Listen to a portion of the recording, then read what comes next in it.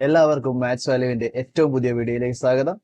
തൊടുവര ആ ബിന്ദുവിലൂടെയുള്ള വ്യാസത്തിന് സമാന്തരമാണ്, ലംബമാണ്. ഇത് പാദം ഒരു സമചതുരമായതുകൊണ്ട് അത് സെപ്പറേറ്റ് ചെയ്ത് എഴുതി a is equal to വൃത്തത്തിൽ ഏതെങ്കിലും ബിന്ദുവുമായി യോജിപ്പിച്ചാൽ കിട്ടുന്ന കോൺ എത്ര എന്നാണ് ചോദ്യം. ഒരു സമാന്തര ശ്രേണിയുടെ ബീജഗണിത രൂപം a ഇതിൽ നിന്ന് 1 എടുത്താൽ അത് കറുത്തതാകാനുള്ള സാധ്യത എത്രയാണ്? എല്ലാവർക്കും മാത്സ് വാല്യുവിന്റെ ഏറ്റവും പുതിയ വീഡിയോയിലേക്ക് സ്വാഗതം. LDC maths and mental ability part 2 ക്ലാസ്സുകളാണ് ഇന്ന് നമ്മൾ കാണാൻ പോകുന്നത്. നമുക്ക് നേരെ ക്ലാസ്സിലേക്ക് കടക്കാം.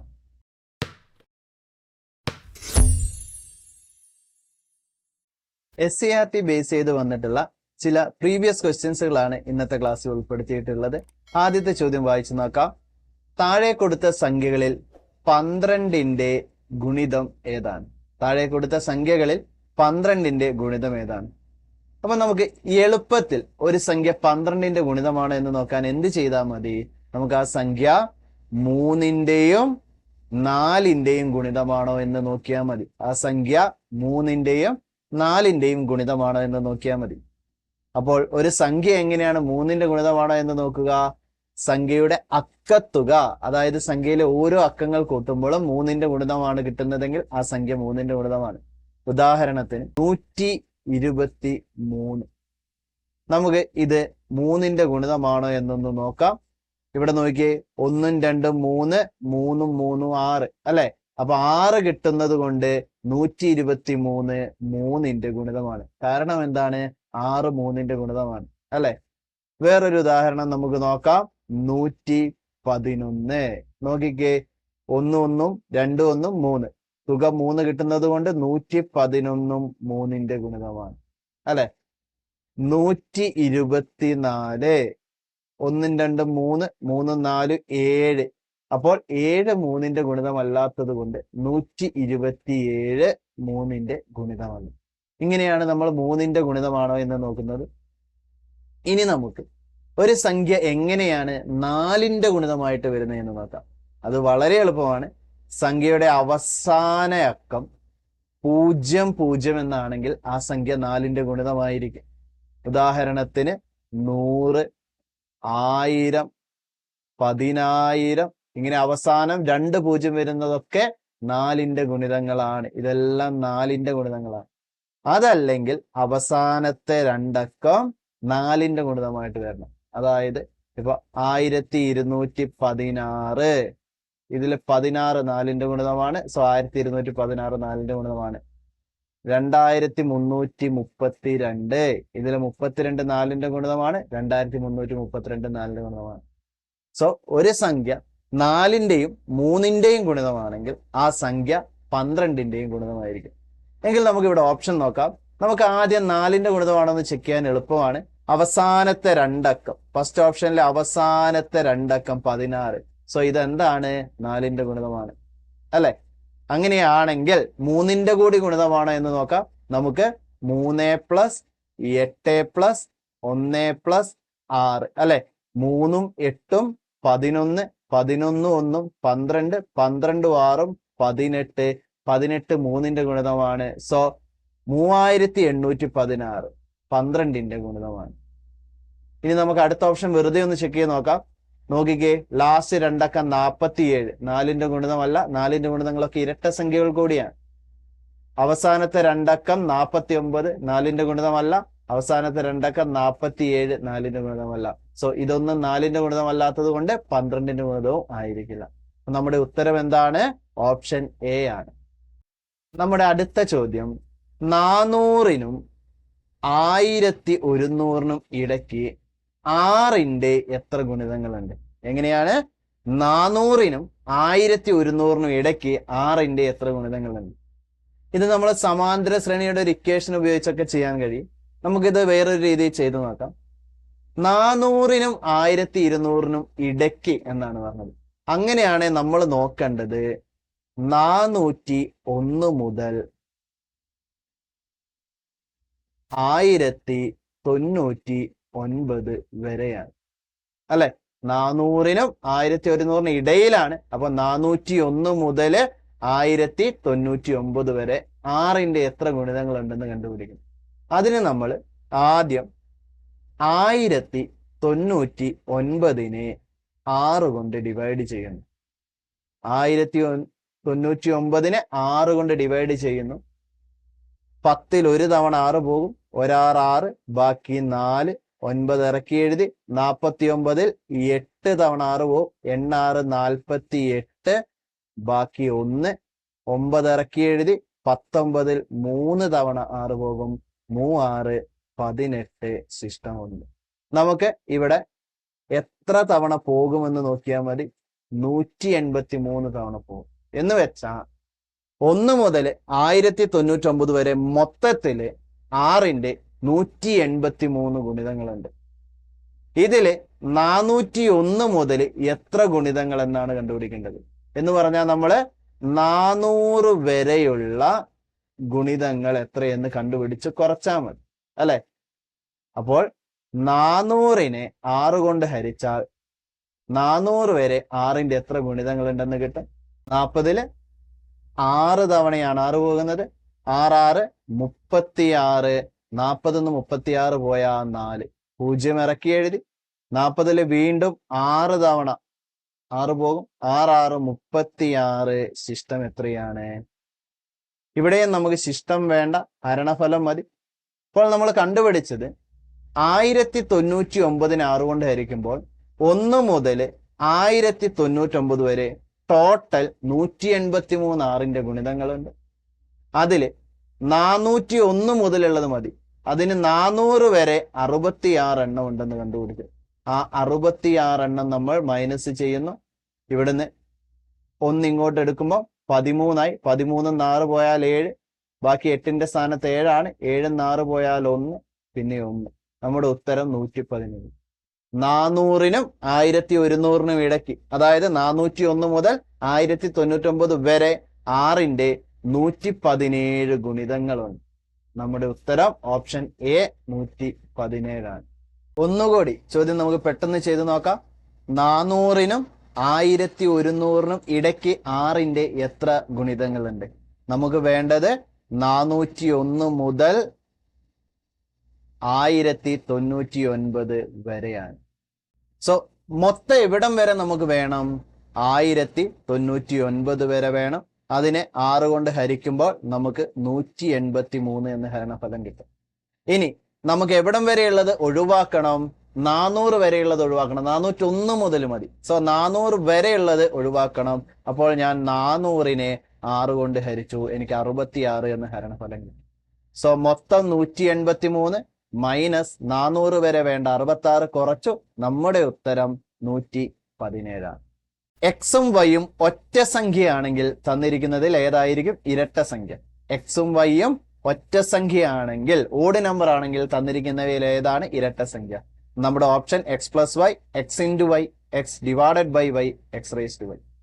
ഇവിടെ നമുക്ക് നിങ്ങൾ മനസ്സിൽ വരുന്ന ഏതെങ്കിലും രണ്ടൊറ്റ സംഖ്യ എടുക്കാം. ഏതെങ്കിലും രണ്ടൊറ്റ സംഖ്യ എടുക്കാം. ഞാൻ 15ഉം 3ഉം എടുത്തു, രണ്ടൊറ്റ സംഖ്യ. ഞാൻ ആദ്യത്തെ ഓപ്ഷൻ എക്സ് പ്ലസ് വൈ, അതായത് 15ഉം 3ഉം കൂട്ടി. അപ്പോൾ എനിക്ക് എന്ത് കിട്ടി? 18 കിട്ടി. അത് ഇരട്ട സംഖ്യയാണ് അല്ലെ. അപ്പൊ ഏതാണ് ഇരട്ട സംഖ്യയായിട്ട് വരുന്നത്? ഓപ്ഷൻ എ ആണ്. നമുക്ക് ഫസ്റ്റ് ഓപ്ഷൻ തന്നെ ആൻസർ ആയിട്ട് കറപ്പിക്കാം. എന്നാലും ബാക്കിയൊന്ന് നോക്കാം. നിങ്ങൾ ഓർത്ത് വെക്കുക, രണ്ട് ഒറ്റ സംഖ്യകൾ കൂട്ടിയാൽ എപ്പോഴും കിട്ടുന്നത് ഇരട്ട സംഖ്യയായിരിക്കും. ഇനി അടുത്ത ഓപ്ഷൻ എന്താണ്? X into Y. 15 ഇൻറ്റു 3 45 അല്ലെ. 45 ഒരു ഒറ്റ സംഖ്യയാണ്. സോ രണ്ട് ഒറ്റ സംഖ്യകൾ ഗുണിച്ചാൽ നമുക്ക് കിട്ടുന്നത് ഒറ്റ സംഖ്യയായിരിക്കും. അടുത്തത് X divided by Y. 15 divided by 3 ഉത്തരം 5. രണ്ട് ഒറ്റ സംഖ്യകൾ ഹരിച്ചാൽ നമുക്ക് കിട്ടുന്നതും ഒറ്റ സംഖ്യയായിരിക്കും. അടുത്തത് x raise to y. 15 raise to 3. 15ന്റെ ക്യൂബ്, 15ന്റെ ഘനം എത്രയാണ്? 3375. അത് ഒറ്റ സംഖ്യയാണ്. സോ ഈ ഓപ്ഷൻ വെച്ച് നോക്കുമ്പോൾ നമുക്ക് ഓപ്ഷൻ എ ആണ് ഉത്തരം. ഓർത്ത് വെക്കുക, രണ്ട് ഒറ്റ സംഖ്യകൾ കൂട്ടിയാൽ നമുക്ക് കിട്ടുന്നത് എപ്പോഴും എന്താണ്? ഇരട്ട സംഖ്യയായിരിക്കും. അടുത്തത് സമാന്തര ശ്രേണിയിൽ നിന്നുള്ള ചോദ്യമാണ്. 3 കൊണ്ട് ഹരിച്ചാൽ 1 ശിഷ്ടം വരുന്ന എണ്ണൽ സംഖ്യകളുടെ ശ്രേണിയുടെ ബീജഗണിത രൂപം എത്രയാണ്? 3 കൊണ്ട് ഹരിച്ചാൽ 1 ശിഷ്ടം വരുന്ന എണ്ണൽ സംഖ്യകളുടെ ബീജഗണിത രൂപം. സോ ശ്രദ്ധിക്കുക, ഒരു സമാന്തര ശ്രേണിയുടെ ബീജഗണിത രൂപം an പ്ലസ് ബി ആയിരിക്കും. ഓർത്ത് വെക്കണം, ഒരു സമാന്തര ശ്രേണിയുടെ ബീജഗണിത രൂപം an പ്ലസ് ബി ആയിരിക്കും. ഇതിൽ n1 കൊടുത്താൽ നമുക്ക് ഒന്നാമത്തെ പദം, n2 കൊടുത്താൽ നമുക്ക് രണ്ടാമത്തെ പദം, n3 കൊടുത്താൽ മൂന്നാമത്തെ പദം, അങ്ങനെ നമുക്ക് കിട്ടണം. അപ്പൊ ഒരു സമാന്തര ശ്രേണിയുടെ ബീജഗണിത രൂപം an പ്ലസ് ബി ആണ്. ഇവിടെ n-ന്റെ കൂടെയുള്ള ഗുണോത്തരമായിരിക്കും നമ്മുടെ പൊതുവ്യത്യാസം d എന്ന് പറയുന്നത്. അപ്പൊ ഇവിടുത്തെ പൊതുവ്യത്യാസം എന്തായിരിക്കും? a ആയിരിക്കും. ഇനി നമുക്ക് 3 കൊണ്ട് ഹരിച്ചാൽ 1 ശിഷ്ടം വരുന്ന എണ്ണൽ സംഖ്യകളുടെ ശ്രേണി 10ാം ക്ലാസ്സിലെ ചാപ്റ്ററിലുള്ള ചോദ്യമാണ്. നമുക്കൊന്ന് ചെയ്തു നോക്കാം. സോ ആദ്യം ഞാൻ ആ ശ്രേണി ഒന്ന് എഴുതുന്നു. 3 കൊണ്ട് ഹരിച്ചാൽ 1 ശിഷ്ടം വരുന്ന ശ്രേണി. ആദ്യ പദം നമുക്ക് 1 എടുക്കാം. 1നെ 3 കൊണ്ട് ഹരിച്ചാൽ നമുക്ക് ശിഷ്ടം 1 തന്നെയാണ്. പിന്നെ അതിനോട് 3 കൂട്ടിയാൽ മതി, അതായത് 4. 4നെ 3 കൊണ്ട് ഹരിച്ചാൽ ശിഷ്ടം 1 ആണ്. വീണ്ടും 3 കൂട്ടിയാൽ 7. 7നെ 3 കൊണ്ട് ഹരിച്ചാൽ ശിഷ്ടം 1 ആണ് അല്ലെ. ഇനി നമുക്ക് 3 കൂട്ടി പോവാം. 7ഉം 3ഉം 10, 10ഉം 3ഉം 13, 13ഉം 3ഉം 16. ഇതാണ് നമ്മുടെ സമാന്തര ശ്രേണി. ഇനി നമുക്ക് ഇതിന്റെ എന്തെഴുതണം? ബീജഗണിത രൂപം എഴുതണം. സോ നിങ്ങൾ ശ്രദ്ധിക്കുക, നമ്മുടെ ബീജഗണിത രൂപം an പ്ലസ് ബി ആണ്. അതിൽ a എന്താണ്? പൊതുവ്യത്യാസമാണ്. ഈ ശ്രേണിയിൽ നിന്നും നമുക്കറിയാം നമ്മുടെ പൊതുവ്യത്യാസം ഇവിടെ 3 കൂട്ടുന്നതാണ്. എല്ലാ സ്ഥലത്തും എന്ത് കൂട്ടുന്നതാണ്? 3 കൂട്ടുന്നതാണ്. സോ നമ്മുടെ പൊതുവ്യത്യാസം എത്രയാണ്? 3. എങ്കിൽ നമുക്ക് ബീജഗണിത രൂപം 3n പ്ലസ് ബി എന്ന് എഴുതാം. ബീജഗണിത രൂപം 3n പ്ലസ് ബി. അതിൽ ബി കൂടി കണ്ടുപിടിക്കണം. സോ ഞാനിവിടെ ഫസ്റ്റ് ടേം എഴുതുന്നു. ഫസ്റ്റ് ടേം എന്ന് പറഞ്ഞാൽ 1ാം പദം എഴുതുന്നു. 1ാം പദം എന്ന് പറയുമ്പോൾ 3 × 1, n1 ആണ്, പ്ലസ് ബി ആണ്. അതായത് 3 പ്ലസ് ബി. 1ാം പദം 3 plus B is equal to നമുക്ക് 1 ആണ്. നമ്മുടെ ശ്രേണിയിൽ നിന്നും 1ാം പദം 1 ആണെന്ന് നമുക്കറിയാം. എങ്കിൽ ബി എന്ന് പറയുന്നത് 1 മൈനസ് 3, അതായത് -2 ആണ്. അപ്പൊ നമുക്ക് ബി കിട്ടി. എത്രയാണ്? -2. എങ്കിൽ an പ്ലസ് ബി നമുക്ക് എങ്ങനെ എഴുതാം? a പൊതുവ്യത്യാസമാണ്. 3n plus B. B എന്താണ്? -2 ആണ്. അപ്പൊ പ്ലസ് ക്യാൻസൽ ആയി നമുക്ക് അവിടെ -2 എന്ന് എഴുതാം. നമ്മുടെ സമാന്തര ശ്രേണിയുടെ ബീജഗണിത രൂപം 3n -2 ആണ്. എന്താണ്? 3n -2. ഇനി നമുക്കൊന്ന് നോക്കാം. n-ന് 1 കൊടുത്ത് നോക്കിക്കേ. n-ന് 1 കൊടുക്കാം. 3 × 1, 3 -2. 1ാം പദം നമുക്ക് 1 എന്ന് കിട്ടുന്നുണ്ട്. ഇനി 2ാം പദം n-ന് 2 കൊടുത്ത് നോക്കിക്കേ. 3n, 3 × 2 6 - 2 നമുക്ക് എന്ത് കിട്ടുന്നുണ്ട്? 4 കിട്ടുന്നുണ്ട്. ശരിയാണ്. സോ ഓപ്ഷൻ സി ആണ് നമ്മുടെ ഉത്തരം. നമ്മുടെ അടുത്ത ചോദ്യം, ഒരു വൃത്തത്തിലെ വ്യാസത്തിന്റെ അറ്റങ്ങൾ വൃത്തത്തിലെ മറ്റേതൊരു ബിന്ദുവായി യോജിപ്പിച്ചാലും കിട്ടുന്ന കോൺ എത്ര? വൃത്തത്തിലെ വ്യാസത്തിലെ 2 അറ്റങ്ങൾ വൃത്തത്തിലെ മറ്റേതൊരു ബിന്ദുവായി യോജിപ്പിച്ചാലും കിട്ടുന്ന കോൺ എത്ര? നമുക്കിതൊന്ന് വരച്ചു നോക്കാം. ഇപ്പൊ 3 വൃത്തങ്ങൾ കാണാൻ കഴിയും. ഈ നീല കളറിലുള്ളതാണ് നമ്മുടെ വ്യാസം, അതായത് ഡയമീറ്റർ. കണ്ടില്ലേ? എല്ലാം ഡയമീറ്റർ ആണ്. സോ ഈ വ്യാസത്തിന്റെ 2 അറ്റങ്ങൾ ഇവിടെയും ഇവിടെയും വൃത്തത്തിൽ ഏതെങ്കിലും ബിന്ദുവുമായി യോജിപ്പിച്ചാൽ കിട്ടുന്ന കോൺ എത്ര എന്നാണ് ചോദ്യം അല്ലെ. അപ്പൊ നിങ്ങൾ ശ്രദ്ധിക്കുക, നമ്മുടെ വ്യാസത്തിലെ 2 അറ്റങ്ങൾ നമുക്ക് 3 രീതിയിൽ യോജിപ്പിക്കാം. ഒന്ന് വൃത്തത്തിൽ, അതാണ് ഞാൻ 1ാമത്തെ ചിത്രത്തിലുള്ളത്. ഒന്ന് വൃത്തത്തിൽ തന്നെയാണ് യോജിപ്പിച്ചിട്ടുള്ളത് അല്ലെ. അടുത്തതോ വൃത്തത്തിന് പുറത്താണ് കൂട്ടിമുട്ടുന്നത്, അതാണ് 2ാമത്തെ ചിത്രം. അടുത്തത് നോക്കിയേ, വൃത്തത്തിനുള്ളിലാണ് കൂട്ടിമുട്ടുന്നത്, 3ാമത്തെ ചിത്രം. ഇത് 3ഉം നമുക്കൊന്ന് കമ്പയർ ചെയ്ത് പഠിക്കാം. അതിനു മുന്നേ നമ്മുടെ ചോദ്യം എങ്ങനെയാണ്? വൃത്തത്തിലെ വ്യാസത്തിലെ 2 അറ്റങ്ങൾ വൃത്തത്തിലെ മറ്റേതൊരു ബിന്ദുവുമായിട്ടും യോജിപ്പിച്ചാൽ കിട്ടുന്ന കോൺ എത്ര? സോ വൃത്തത്തിലെ ബിന്ദുമായി യോജിപ്പിച്ച് കിട്ടുന്നത് കോൺ, അത് നമ്മുടെ ഈ 1ാമത്തെ ചിത്രമാണ്. ബാക്കി 2 എണ്ണവും വൃത്തത്തിലെ ബിന്ദുവിലല്ല വ്യാസത്തിന്റെ 2 അറ്റങ്ങൾ യോജിപ്പിക്കുന്നത്. സോ ഇങ്ങനെ വൃത്തത്തിന്റെ ബിന്ദുവിലാണ് യോജിപ്പിക്കുന്നതെങ്കിൽ അതെവിടെ യോജിപ്പിച്ചാലും നമുക്ക് കിട്ടുന്ന കോൺ എന്ന് പറയുന്നത് 90 ഡിഗ്രിയാണ്. വൃത്തത്തിലെ വ്യാസത്തിലെ രണ്ടറ്റങ്ങൾ വൃത്തത്തിലെ ഏത് ബിന്ദുവായാലും എവിടെ യോജിപ്പിച്ചാലും നമുക്ക് കിട്ടുന്ന കോൺ എത്രയാണ്? 90 ഡിഗ്രിയാണ്. സോ നമ്മുടെ ചോദ്യത്തിന്റെ ഉത്തരം കിട്ടി. നമ്മുടെ ഉത്തരം 90 ഡിഗ്രിയാണ്. ഇനി നിങ്ങൾ ശ്രദ്ധിക്കുക, നമുക്ക് രണ്ടാമത്തതും കൂടി പഠിച്ചു വെക്കാം. ഇവിടെ വൃത്തത്തിലെ വ്യാസത്തിലെ രണ്ടറ്റങ്ങൾ വൃത്തത്തിന് പുറത്താണ് യോജിപ്പിച്ചത്, അല്ലെ? അങ്ങനെ വരുമ്പോൾ നമുക്ക് കിട്ടുന്ന കോൺ എന്ന് പറയുന്നത് 90 ഡിഗ്രിയിൽ കുറവാണ്. ഓർത്തു വെക്കുക, 90 ഡിഗ്രിയിൽ കുറവാണ്. ഇനി അടുത്തത് വൃത്തത്തിന്റെ ഉള്ളിലാണ് യോജിപ്പിക്കുന്നതെങ്കിൽ അവിടെ കിട്ടുന്ന കോൺ 90 ഡിഗ്രിയിൽ കൂടുതലാണ്. 90 ഡിഗ്രിയിൽ കൂടുതലാണ്. സോ 3 രീതിയിൽ ഓർത്തു വെക്കുക. വൃത്തത്തിന്റെ വ്യാസത്തിന്റെ രണ്ടറ്റങ്ങൾ വൃത്തത്തിൽ യോജിപ്പിക്കുന്നു. ഒന്നാമത്തെ ചിത്രം വൃത്തത്തിന് പുറത്ത് യോജിപ്പിക്കുന്നു. രണ്ടാമത്തെ ചിത്രം വൃത്തത്തിനുള്ളിൽ യോജിപ്പിക്കുന്നു. മൂന്നാമത്തെ ചിത്രം. വൃത്തത്തിലാണെങ്കിൽ നമ്മുടെ കോൺ എന്ന് പറയുന്നത് 90 ഡിഗ്രിയാണ്. വൃത്തത്തിന് പുറത്താണെങ്കിൽ അത് 90 ഡിഗ്രിയിൽ കുറവാണ്. വൃത്തത്തിനുള്ളിലാണെങ്കിൽ അത് 90 ഡിഗ്രിയിൽ കൂടുതൽ. അടുത്തത്, ഒരു പെട്ടിയിൽ 6 കറുത്ത പന്തും 4 വെളുത്ത പന്തും ഉണ്ട്.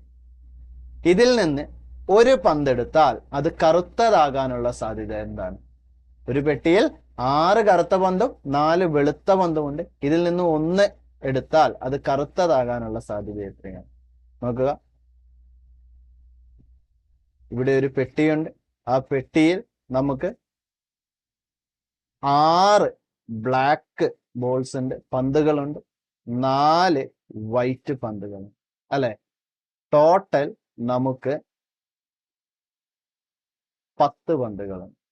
എങ്കിൽ ഇവിടെ അതിൽ നിന്നും ഒന്നെടുത്താൽ അത് കറുത്തതാവാനുള്ള സാധ്യത. മൊത്തം എത്ര പന്തുണ്ട്? 10 പന്തുണ്ട്. അതിൽ ഒന്നെടുത്താൽ അത് കറുത്തതാവാനുള്ള സാധ്യത മൊത്തം എത്ര കറുത്ത പന്തുണ്ട്? 6 എണ്ണമുണ്ട്. അപ്പൊ 10ൽ 6 സാധ്യതയുണ്ട്. മൊത്തം 10 പന്തിൽ നിന്നും ഒരെണ്ണം എടുത്താൽ അത് കറുപ്പാവാനുള്ള സാധ്യത 10ൽ 6 ആണ്. നമുക്ക് അതിനെ ഒന്ന് ചെറുതാക്കാം. 6ൽ 2 3 തവണ, 10ൽ 2 5 തവണ. നമ്മുടെ ഉത്തരം 5ൽ 3 സാധ്യത എന്നാണ്. നമ്മുടെ ഓപ്ഷൻ എ ആണ് ഇവിടെ ഉത്തരമായിട്ട് വരുന്നത്. ഒരു സമചതുരത്തിന്റെ വശങ്ങളെല്ലാം 1 മീറ്റർ കൂട്ടി വലുതാക്കിയപ്പോൾ പരപ്പളവ് 36 ചതുരശ്ര മീറ്റർ ആയി. ആദ്യത്തെ സമചതുരത്തിന്റെ ഒരു വശത്തിന്റെ നീളം എത്രയായിരുന്നു? ആദ്യത്തെ സമചതുരത്തിന്റെ ഒരു വശത്തിന്റെ നീളം എത്രയായിരുന്നു? ഇവിടെ പറഞ്ഞത് ഇത്രയേ ഉള്ളൂ.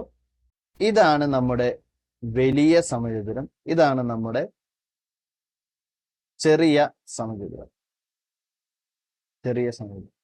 സോ നമ്മൾ ഈ ചെറിയ സമചതുരത്തിന്റെ വശങ്ങളെല്ലാം 1 മീറ്റർ കൂട്ടി വലുതാക്കിയപ്പോൾ നമുക്ക് ഈ വലിയ സമചതുരം കിട്ടി, അല്ലെ? അതിന്റെ പരപ്പളവാണ്, ഏരിയ ആണ് 36 മീറ്റർ സ്ക്വയർ, അല്ലെ? അങ്ങനെയാണെങ്കിൽ നമുക്ക് അതിന്റെ വശം കണ്ടുപിടിക്കാൻ എളുപ്പമാണ്, അല്ലെ? എന്താണ് ഏരിയ കണ്ടുപിടിക്കുന്നത്? A square is equal to 36. So A is equal to √36. ഒരു വശം എത്രയാണ്? 6 മീറ്റർ. ഇതിന്റെ ഒരു വശം എത്രയാണ്? 6 മീറ്റർ. അങ്ങനെയാണെങ്കിൽ നമ്മൾ ആദ്യത്തെ സമചതുരത്തിന്റെ വശം എത്രയായിരിക്കും? 1 മീറ്റർ കുറവായിരിക്കും. നമ്മുടെ ഉത്തരം എത്രയാണ്? 5 മീറ്റർ. സോ ഓപ്ഷൻ ഡി ആണ് നമ്മുടെ ഉത്തരം.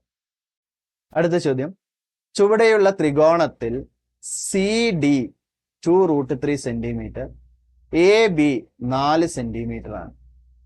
ത്രികോണത്തിന്റെ പരപ്പളവ് കണക്കാക്കുക. CD 2√3 സെന്റിമീറ്റർ, AB 4 സെന്റിമീറ്റർ ആണ്. ത്രികോണത്തിന്റെ പരപ്പളവ് കണക്കാക്കുക, അല്ലെ?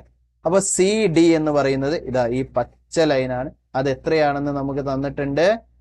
2√3 ആണ്. 2√3 ആണ്, അല്ലെ? AB എന്ന് പറഞ്ഞാൽ ഇതാ ഇവിടം മുതൽ ഇവിടം വരെയുള്ളതാണ് AB. അത് എത്രയാണെന്ന് തന്നിട്ടുണ്ട്? AB 4 centimetre. സോ നമുക്ക് ത്രികോണത്തിന്റെ പരപ്പളവ് കാണണം. ത്രികോണത്തിന്റെ പരപ്പളവ് നമ്മൾ കാണുന്നത് area is equal to ½ BH ആണ്, അല്ലെ? അപ്പൊ 1/2 ഇൻറ്റു ഇവിടെ എ ബി ആണ് ബേസ് ആയിട്ട് വരുന്നത്, പാദമായിട്ട് വരുന്നത്. അത് 4 തന്നിട്ടുണ്ട്. ഇവിടെ സി ഡി ആണ് ഉയരമായിട്ട് വരുന്നത്. അത് നമുക്ക് 2√3 എന്ന് തന്നിട്ടുണ്ട്. ഇവിടെ രണ്ടും ക്യാൻസർ. നമുക്ക് 4√3 സെന്റിമീറ്റർ സ്ക്വയർ. ത്രികോണത്തിന്റെ പരപ്പളവ് എത്ര കിട്ടുന്നോ?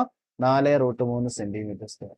ഇവിടെ പാദവും ഉയരവും തന്നതുകൊണ്ട് ഹാഫ് ബി എച്ച് വെച്ച് നമുക്ക് ഏരിയ കണ്ടുപിടിക്കാൻ കഴിയുന്നു. നമ്മുടെ ഉത്തരം എത്രയാണ്? 4√3 സെന്റിമീറ്റർ സ്ക്വയർ. ഓപ്ഷൻ എ ആണ്. അടുത്ത ചോദ്യം, ഒരു വൃത്തത്തിലെ ഒരു ബിന്ദുവിലൂടെയുള്ള തൊടുവര ആ ബിന്ദുവിലൂടെയുള്ള വ്യാസത്തിന് സമാന്തരമാണ്, ലംബമാണ്, അനുപൂരകമാണ് ഇവയൊന്നുമല്ല. തൊടുവര നമുക്കൊന്ന് വരച്ചു നോക്കാം. ഞാൻ ആദ്യം ഒരു വൃത്തം വരയ്ക്കാം. ഞാനൊരു വൃത്തം വരച്ചിട്ടുണ്ട്.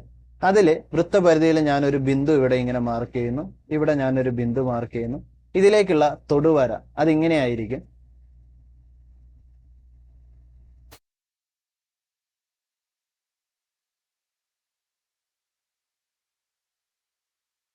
ഇതാണ് തൊടുവര.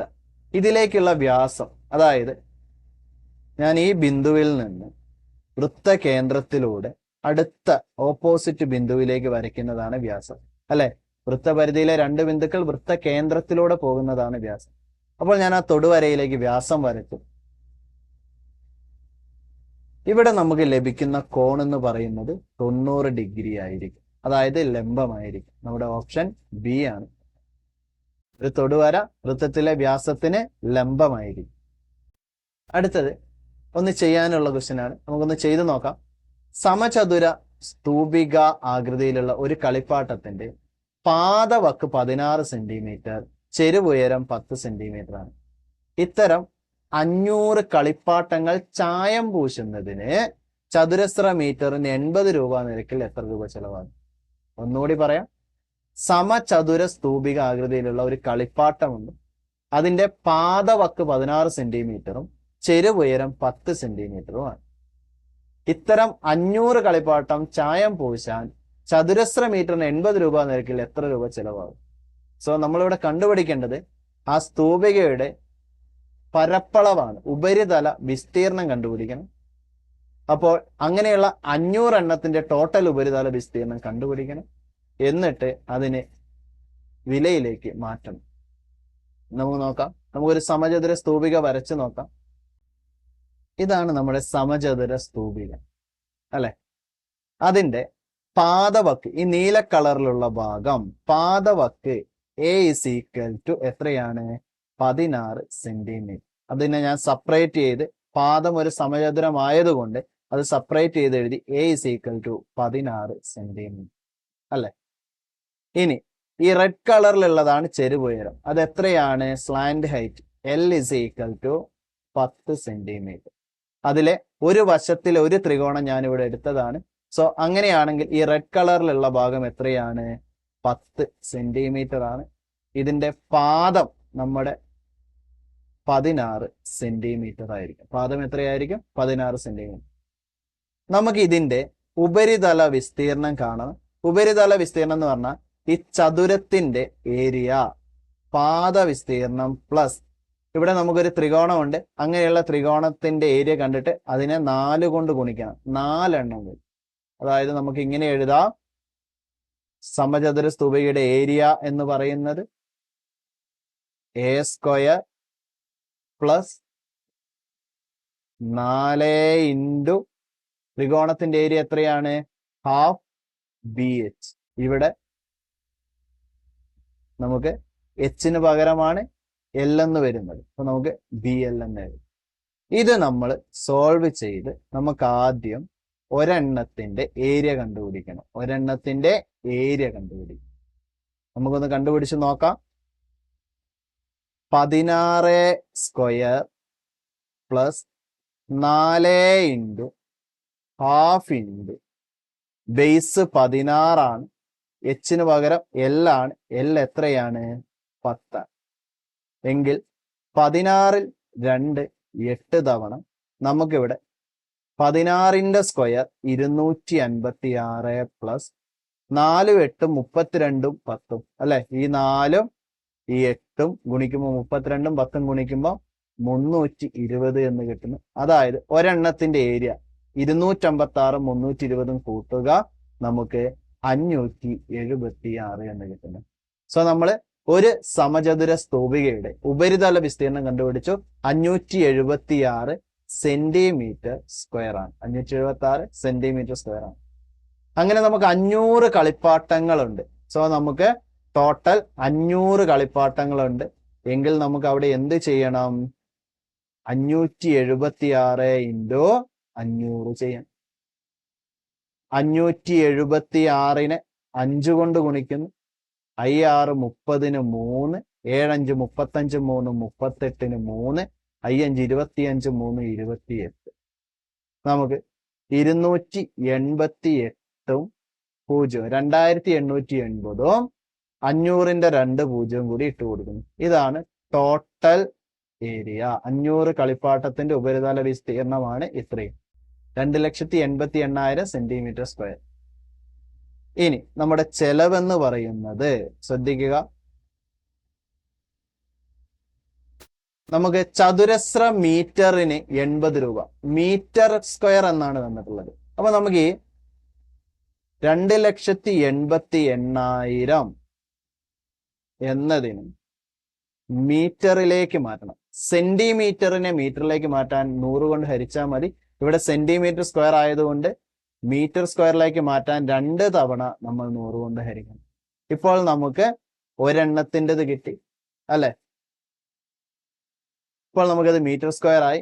ഇതില് 1 മീറ്റർ സ്ക്വയറിന് 80 രൂപ. അപ്പൊ ഇവിടെ നമ്മൾ 80 കൊണ്ട് ഗുണിച്ചാൽ ആകെ ചെലവായി.